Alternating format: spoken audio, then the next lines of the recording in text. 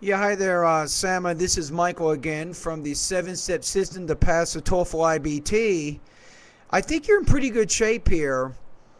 So you did integrated writing practice test 2. The main thing is the reading passage explains some of Columbus's triumphs or voyages, and specifically 3 specific voyages. And then the listening passage actually explains this whole idea that Columbus was sailing to discover that the earth was not flat, that's actually a myth. You said in the beginning the reading passage describes Columbus' 3 voyages and his discoveries, yes. And I would combine these 2 sentences, not use two sentences, just say, whereas the listening passage provides evidence refuting the discoveries that were referred to him. It's not really refuting his discoveries. I mean, he did discover these different places, right? He did sail around the world and he did various things. I don't think that listening is disputing that, but they're disputing the fact that Columbus discovered that the world was not flat. According to the listening passage, Columbus knew, like other scholars during his time, he already knew that the world was round.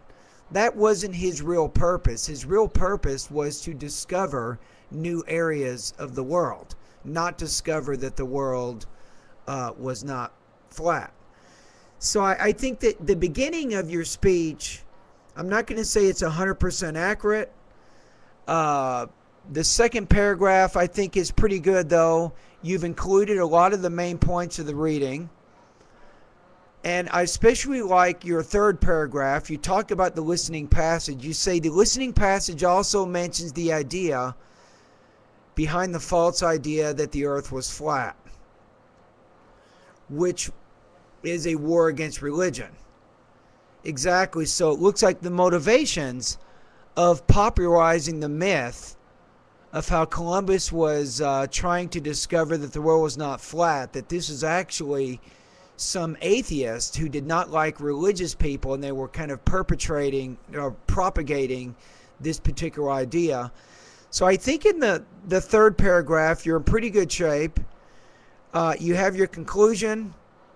It kind of sums up what happened in the reading passage. He was on his third trip to found a way to Asia.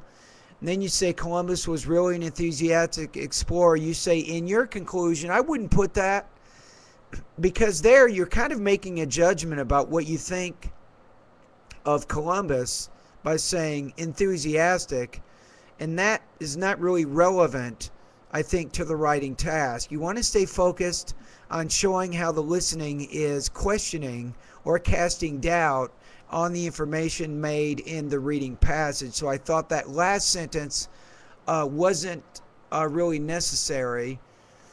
Okay, now let's take a look. I'm looking at the rubric I put at the end of the video that the IBT human raters use to score your writing task. I don't think you're going to get 5.